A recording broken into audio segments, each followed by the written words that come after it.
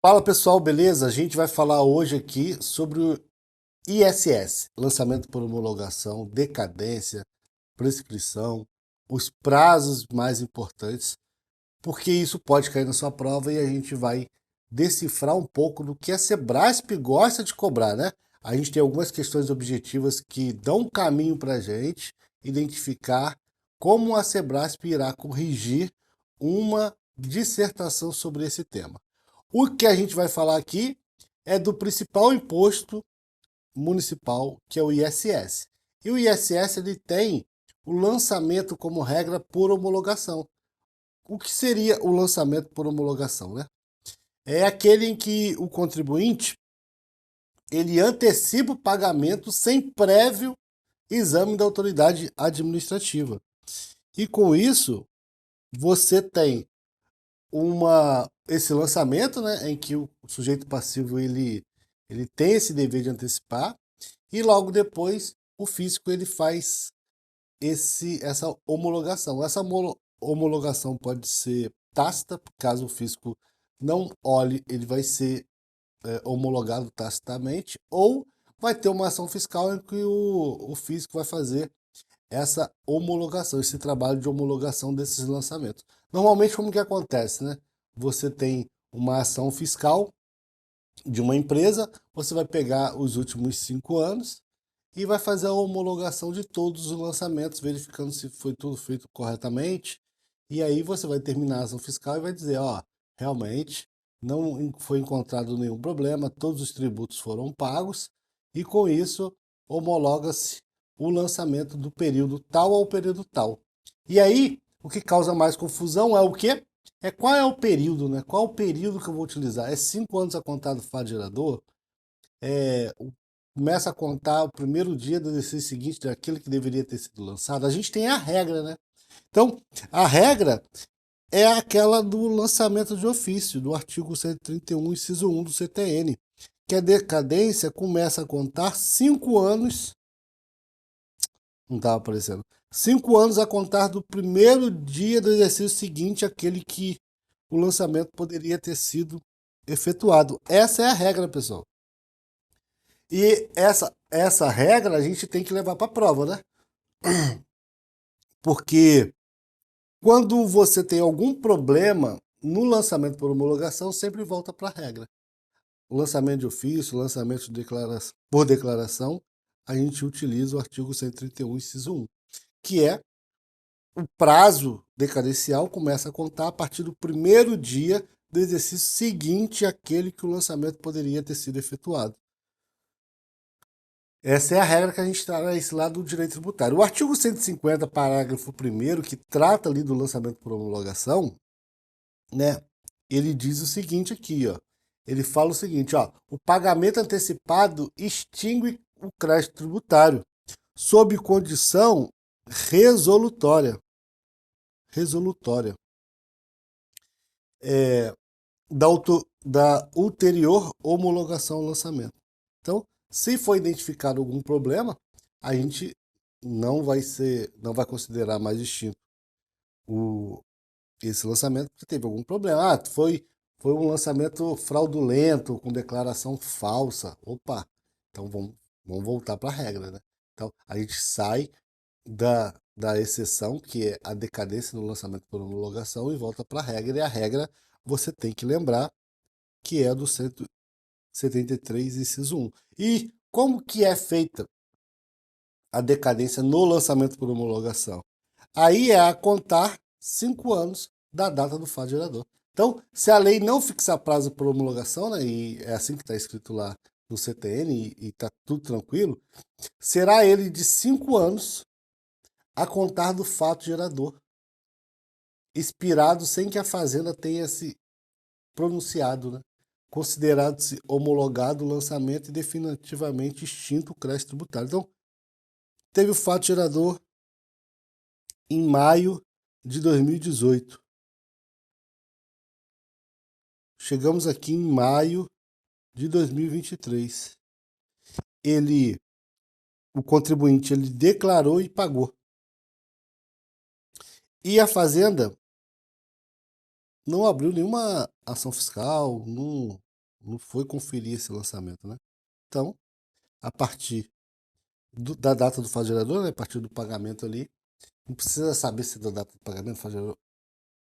A lei diz o seguinte, ó, será ele de 5 anos a contar do fato gerador expirado sem que a fazenda tenha se pronunciado, considerado-se homologado o lançamento e definitivamente extinto o crédito tributário. Beleza? Salvo o quê? Salvo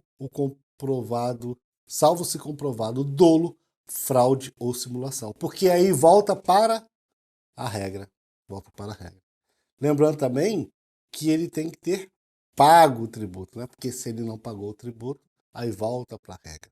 Então, o Sebrasp, né, ele já fez várias questões objetivas sobre o tema e eu sempre indico, pessoal, olha, utilize o Tec Concursos e use o cupom Questões Tec, porque você vai conseguir lá descontos para você poder utilizar esse sistema de questões que é excelente. Inclusive, esse resumo aqui, ó, foi feito baseado lá nos comentários de outros professores, vendo várias questões, né? A gente chegou na conclusão que eu vou trazer aqui para vocês. Então, os tributos sujeitos a lançamento por homologação, a gente já sabe que será de 5 anos a contar do fato gerador expirado sem que a fazenda se tenha pronunciado. Então, a gente tem a homologação tácita do lançamento por homologação. Passado esses 5 anos, a fazenda não pode mais se manifestar, a não ser que seja um caso de fraude, dolo, simulação, ou os casos que eu vou colocar aqui, ó, as situações problemas, né? Então, o contribuinte fez uma declaração falsa, né? O contribuinte do ISS fez a declaração dos fatos geradores que ocorreram ali nesse período, mas a declaração é falsa. Se a declaração é falsa, pessoal, qual é o resultado? Vem para a regra, vem que você tem 5 anos a contar do primeiro dia do exercício seguinte, aquele em que o lançamento poderia ter sido efetuado. Perceba que o prazo aumenta bastante, né? Então, você está lá fazendo a homologação dos créditos de 2023. Se não teve declaração falsa, se não teve dolo, não teve simulação, desculpa, aqui é fevereiro de 2018. Você está aqui em março de 2023, perceba que ele declarou e pagou corretamente. Olha, o lançamento daqui já está homologado tacitamente, tá bom? Então você não consegue mudar esse lançamento de fevereiro de 2018. Agora, se você verificando o lançamento de fevereiro de 2018, percebe que o contribuinte declarou de forma falsa, trazendo ali uma fraude fiscal, uma simulação, você vai poder começar a contar desde janeiro de 2018. Porque você vai pegar janeiro, fevereiro, março, abril. Quando que começa o prazo para... Quando que começa o prazo decadencial? É o primeiro dia do exercício seguinte. O prazo só começa a contar lá em 2019. Você vai ter 2019, 20, 21, 22, 23. Entendeu? Você vai ter até o final de 2023 para lançar tudo de 2018. Porque o prazo só começa a contar lá no primeiro dia do exercício seguinte de 2019. Entendeu? Então, quando você for abrir sua ação fiscal, você vai pegar o ano de 2018 todo. Você não verificou fraude, você não verificou simulação, aí o que você vai fazer? Você vai restringir o seu período, dizendo, ó, de janeiro a abril, os lançamentos já foram homologados tacitamente. E a partir de maio de 2018 até a data final da sua ação fiscal, sei lá, vai ser abril de 2023, você está homologando aqueles lançamentos. Aí você está homologando, não é mais tácito, né? Tácito vai ser aquele lançamento que você não pode olhar porque não tem simulação, não tem fraude, não tem dolo, já foi homologado tacitamente. A questão vai envolver isso aí. A questão, ele vai te dar a situação problema e vai dizer se foi declarado falso, se teve simulação, se o fisco identificou fraude. E aí você vai matar a charada. Pessoal, perceba também que o contribuinte ele pode fazer uma declaração falsa ou ele pode fazer uma declaração errada e não pagar, né? Se ele declarou de forma errada, aí você também vai para a regra, né? Pô, Wilson, mas como que ele pode declarar de forma errada? Às vezes aquele serviço ele deveria ter pago lá em Fortaleza. E ele pagou lá para Brasília, pagou lá para o Rio de Janeiro, pagou lá para São Paulo, entendeu? Então, ele não fez. Você não vai conseguir identificar se isso foi com fraude ou dolo, mas ele declarou de forma errada. E aí você não vai utilizar a homologação tácita, né? Para Fortaleza. Para Fortaleza falar, cara, você era para ter declarado para Fortaleza, você declarou errado e acabou pagando errado. Eu vou fazer o lançamento aqui de 2018 todo, né? Porque só começa a contar a decadência a partir do primeiro dia do exercício seguinte, só começa a contar lá em 2019, então vou poder lançar 2018 todo sem me preocupar com decadência aqui. E se você quiser, você pede a restituição do imposto que você pagou errado lá no seu município, entendeu? Porque esse serviço aqui, cara, claramente você tinha que ter pago aqui para Fortaleza, não sei por que você pagou para lá. Entendeu? Não é um caso de fraude, não é um caso de simulação, mas ele declarou errado, ele não declarou para Fortaleza, entendeu? E tô te dando essa situação porque às vezes a questão vai te falar, o contribuinte pagou. Não, mas ele pagou no lugar errado. Tipo assim, para Fortaleza, tipo, não aconteceu nada, entendeu? Ele era para ter pago esse tributo em Fortaleza e não pagou, entendeu? Então, cuidado com isso aí. A questão vai estar envolvendo uma situação que ele declarou errado. Ele declarou para o município errado. Consequentemente, acabou pagando errado. Ou lá ele, ele declarou errado, mas lá era isento, ele não pagou, não importa, ele declarou errado. Aí, primeiro dia do exercício seguinte. Beleza? Outra situação que isso aqui é clássico, né? É quando ele não declara. Ele não declara. Se ele não declara, se ele não declarou, como que você vai saber, né? O lançamento é por homologação. Ele não declarou, então não tem lançamento por homologação, né? Porque o lançamento por homologação, o sujeito passivo ele deve antecipar o pagamento sem prévio exame da autoridade administrativa. Se ele nem declarou, como que ele vai pagar? Então, nesse caso, vai ser feito um lançamento pelo fisco, um lançamento de ofício pelo fisco. E a decadência, nesse caso, começa a também contar a partir do primeiro dia do exercício seguinte. Então, você vai pegar janeiro, fevereiro, março, abril, maio, junho, julho, tudo de 2018. E todos esses lançamentos que você pode fazer, todos os fatos geradores que ocorreram em 2018, somente vai ocorrer a decadência a partir do primeiro dia do exercício seguinte. Perceba que a gente está só falando de lançamento por homologação. E pode a questão trazer várias situações aqui. Outra coisa também, pessoal, que não influencia a obrigação tributária quaisquer atos anteriores à homologação praticados pelo sujeito passivo ou por terceiro visando a extinção total ou parcial do crédito. Isso está lá no artigo 150, parágrafo 2º. Porque a obrigação tributária ela não vai deixar de existir. A obrigação tributária não vai deixar de existir. Então, isso aqui, nessa situação 2 aqui que eu citei como exemplo, se ele tem a obrigação tributária de fazer uma declaração para Fortaleza e pagar o tributo para Fortaleza, não importa o que ele fez lá no outro município. Tipo, não importa. Não, então vou te dar um desconto, né? Tadinho dele. Não importa. Você vai cobrar o tributo para Fortaleza. Isso não vai mudar. Não vai influenciar na obrigação tributária que ele tem para Fortaleza. Beleza? Então, item 1, item 2 e item 3 eu trouxe para vocês aqui. Item 1, revisando a declaração com dolo, fraude, simulação. 2, aquela situação que ele declara errado, declara para outro município, tal. Isso não vai influenciar na obrigação tributária que ele tem para Fortaleza. E o item 3 é quando ele não declara, né? Não declarou. Nos 3 casos aqui, a gente tem a decadência começando a contar no primeiro dia do exercício seguinte.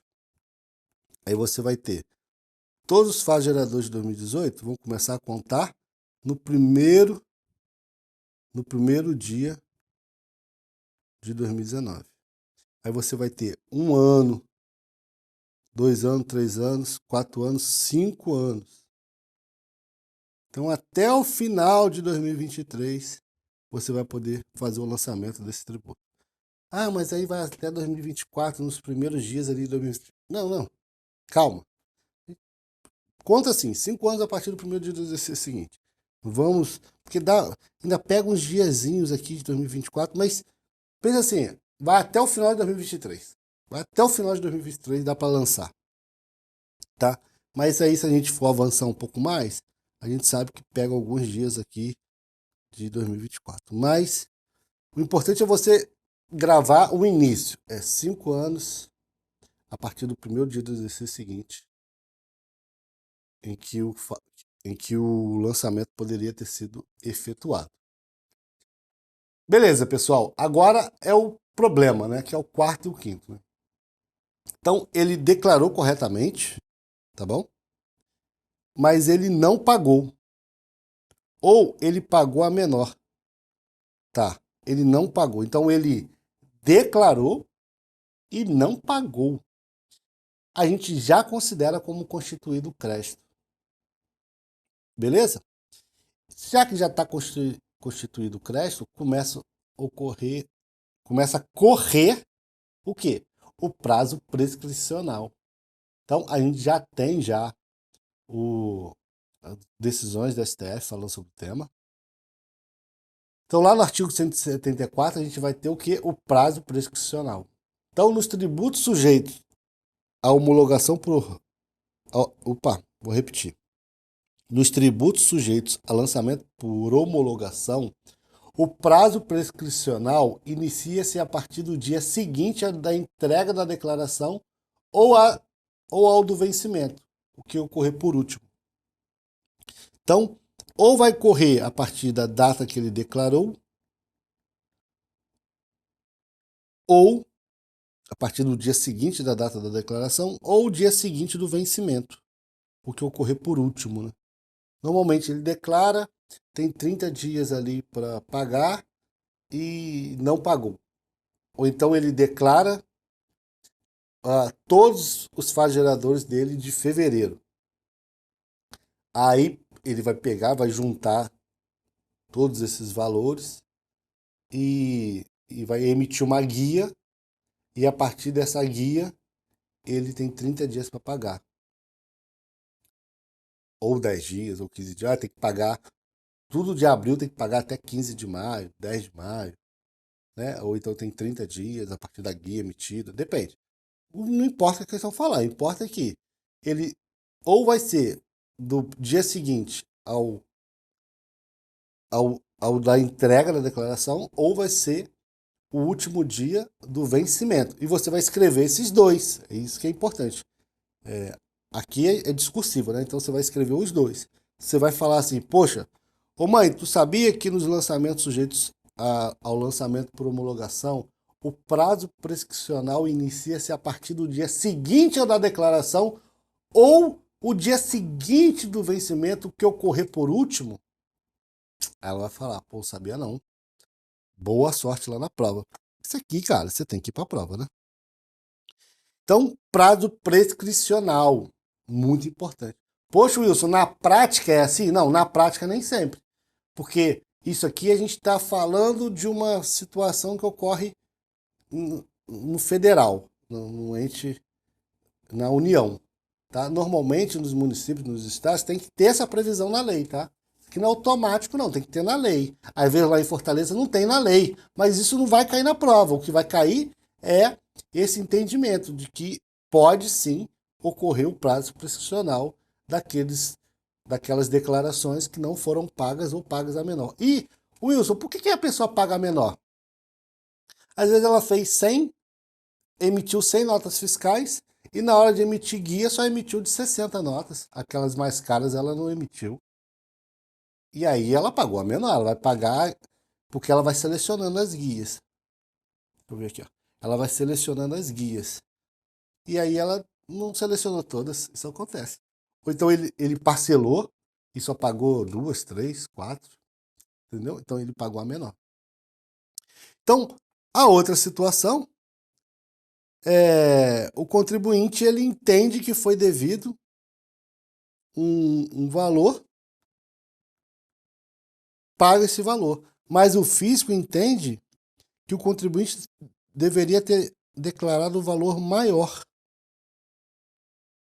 Ou seja, diferente da situação acima, a declaração não foi correta, pelo que não houve a constituição do crédito tributário.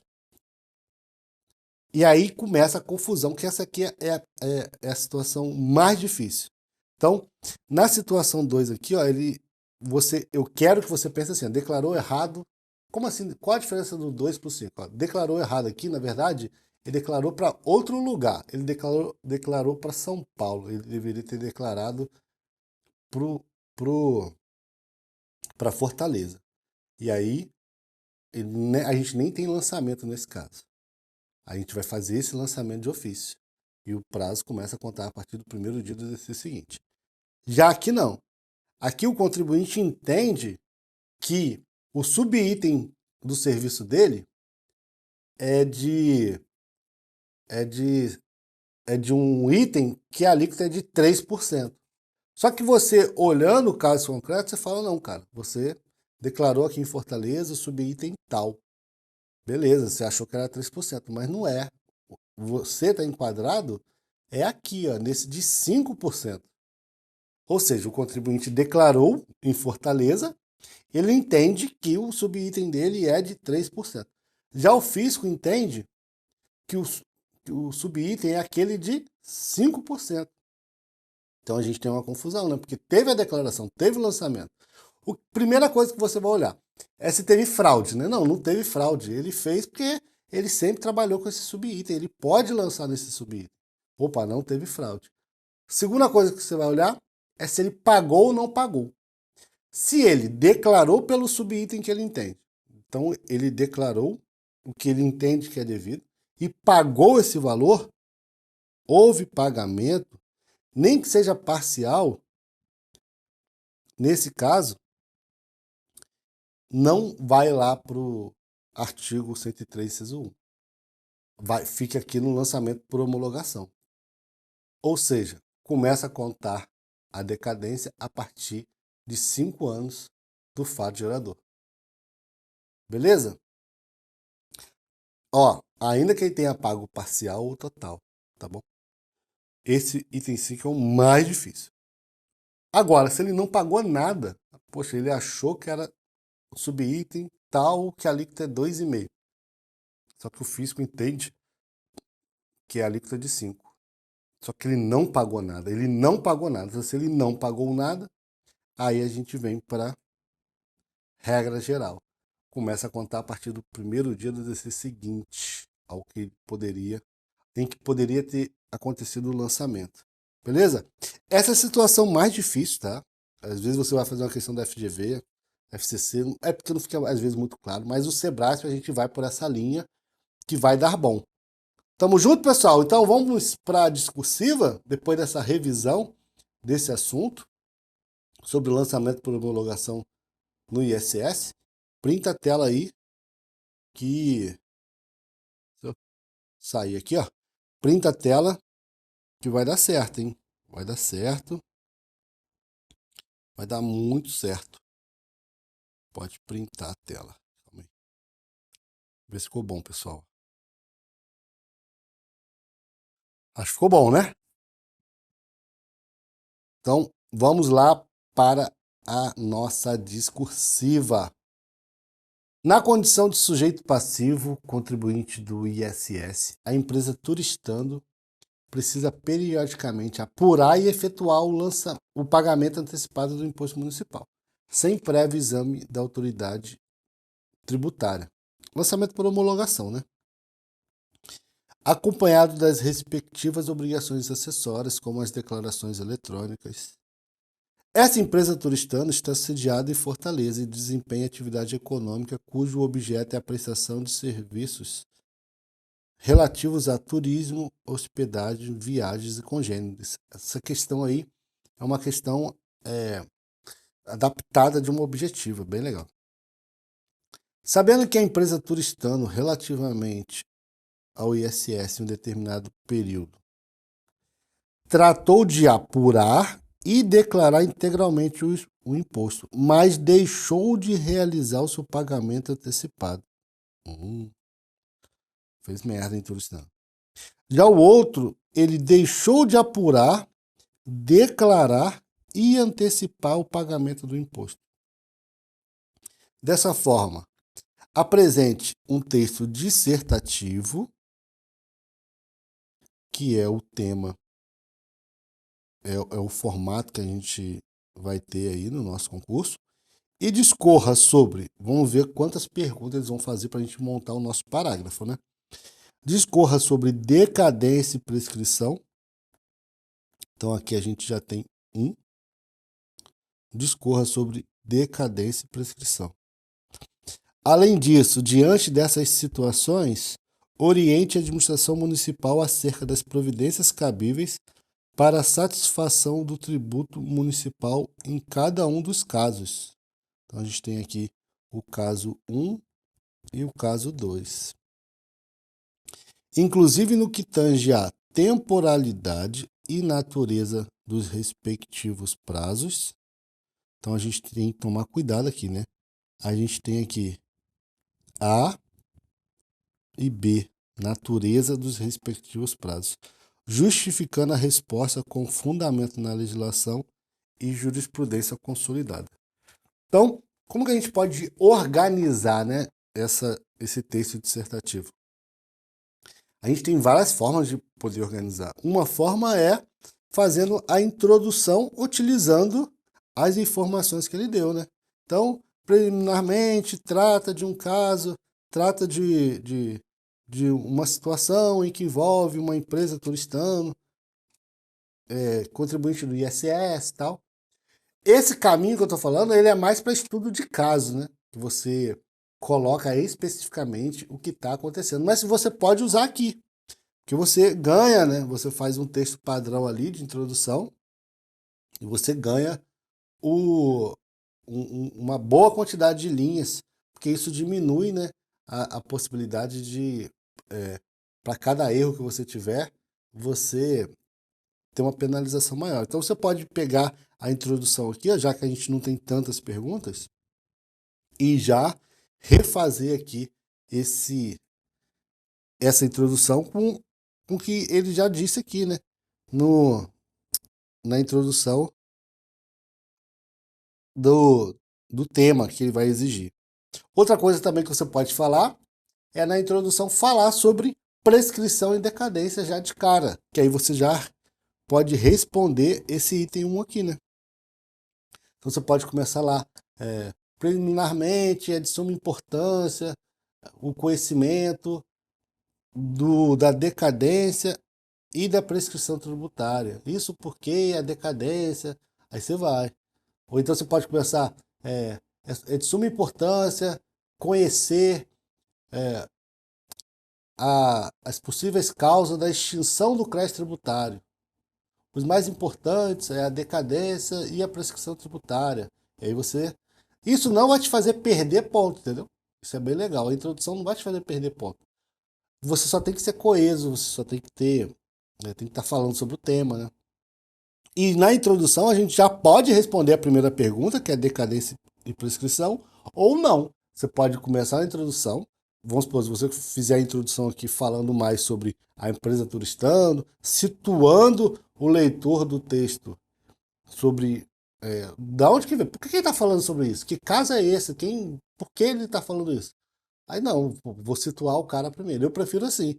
Fica quase como uma peça técnica, mas não é uma peça técnica. Colocar o leitor do texto no ambiente que eu quero, né? Ó, eu estou falando aqui sobre a empresa turistando.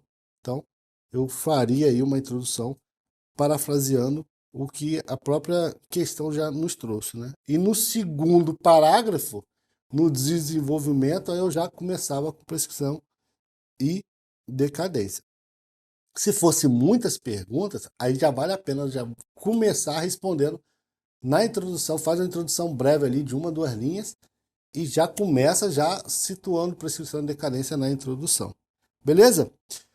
Outra coisa também, como ele quer que você fale sobre cada um dos casos, e aí ele fala, inclusive sobre a temporalidade, então você vai falar ali de quando começa a ocorrer os prazos, é de 5 anos, a partir do fato gerador, a partir do. No caso da prescrição, é 5 anos, entendeu? E a natureza dos respectivos prazos, né? E é importante também você sempre falar um pouco a mais, né? Pô, isso aqui extingue o crédito tributário, algumas coisinhas assim, porque nunca a gente sabe o que realmente a questão vai estar colocando como critério de correção. Aparentemente a gente só tem 2 aqui, né? Mas vai que tenha mais, né? A gente vai ter no mínimo 3, né? Que é você dizer corretamente se é prescrição ou decadência, né? E o que vai acontecer, qual é a orientação que você vai dar para o fisco, se vai ter que lançar, se você vai ter que fazer essa cobrança judicial, se você tem que escrever em dívida ativa para fazer a cobrança judicial, às vezes ele vai exigir isso também. E por fim, você tem que justificar, fundamentando a legislação, né, dizer que o CTN, inclusive se você conseguir lembrar da jurisprudência, você pode colocar o número, mas assim, você não vai lembrar, né? Então você pelo menos cita, a jurisprudência nos informa que é possível considerar como crédito constituído para prescrição, entendeu? Você vai falar assim, Wilson, eu tenho que lembrar do número do... Não, não precisa, pelo amor de Deus. Mas você tem que citar que a jurisprudência nos dá a condição, por exemplo, de você poder escrever em dívida ativa e fazer a execução fiscal no caso em que ele declara e não paga. Você tem que citar que a jurisprudência faz isso. Não tá óbvio. Isso não está previsto no CTN. É a jurisprudência que nos informa. Beleza? Então, a gente vai vir aqui para o nosso textinho. O texto, a gente já fez a revisão, né?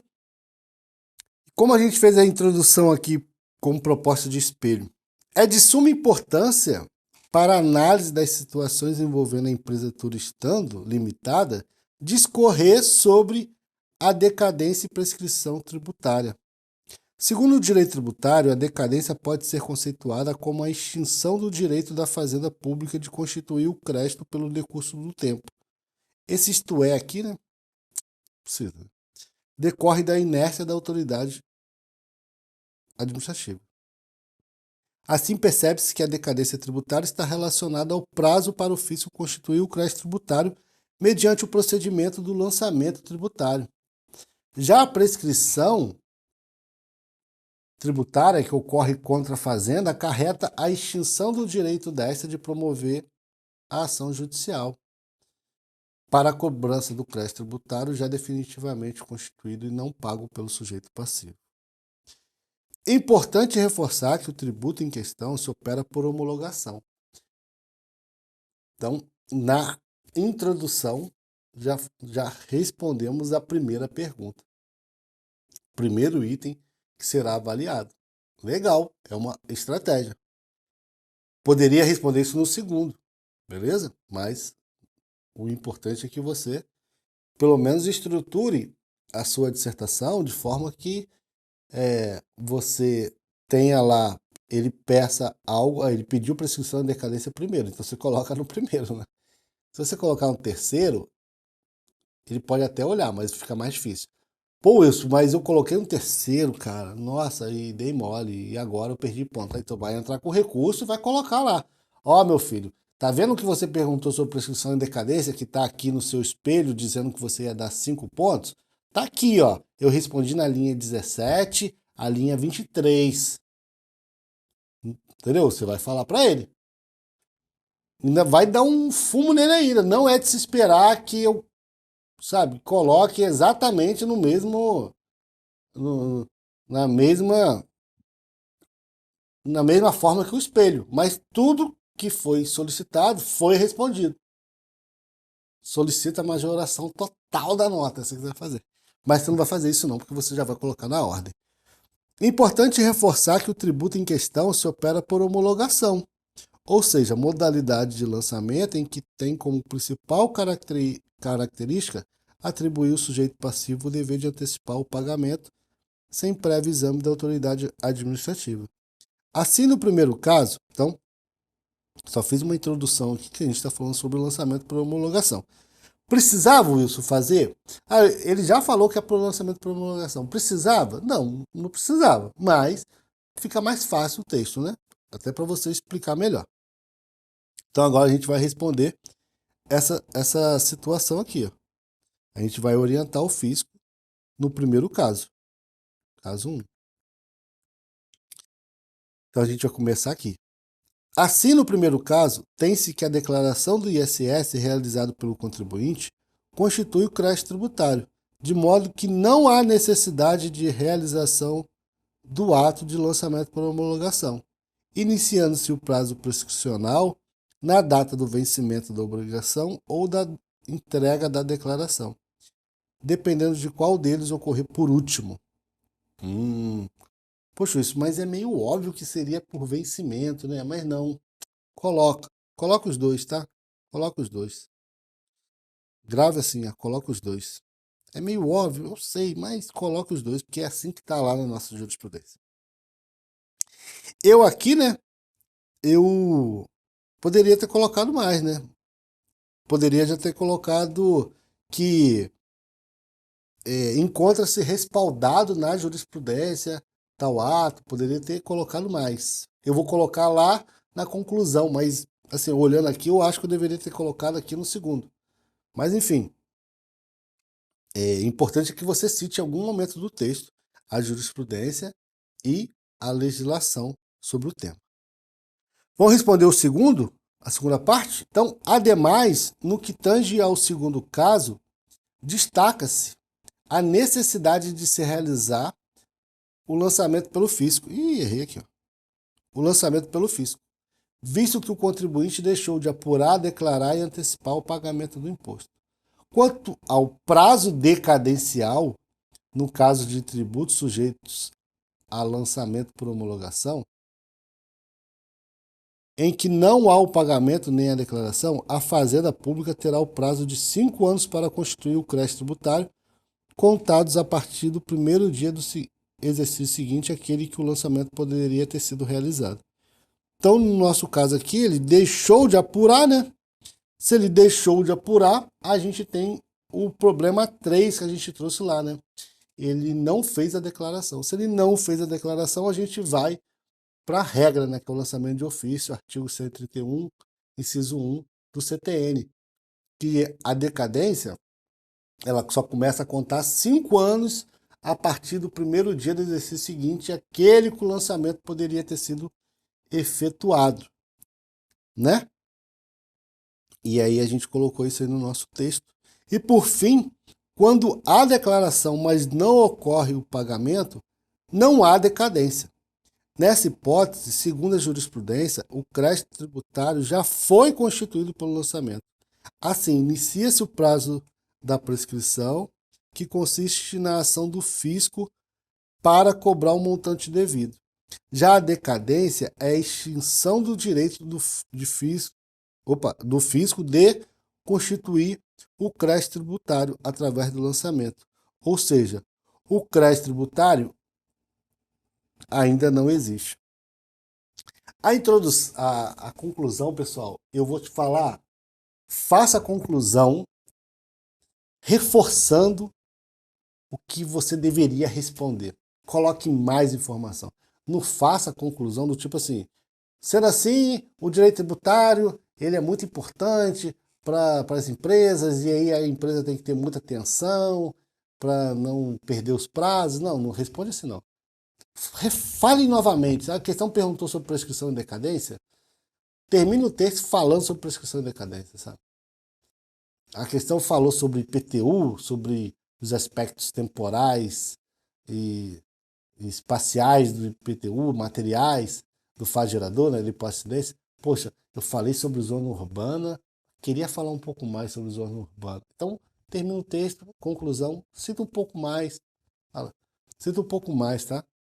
Coloca reforce dizendo que a jurisprudência dá base para esse tipo de interpretação. Tá bom, pessoal? Então, desculpa alguns errinhos de português, mas aí também é demais, né, filhão? A gente não precisa tirar 100% de tudo. O importante aqui é a gente trazer esses temas relacionados ao direito tributário e como isso pode cair no seu concurso. E eu acredito fortemente que esse tema ele é forte, tá? Decadência e prescrição. Ele é muito forte e pode estar nesse seu concurso. Tamo junto? Então, daqui a pouco eu volto. Valeu!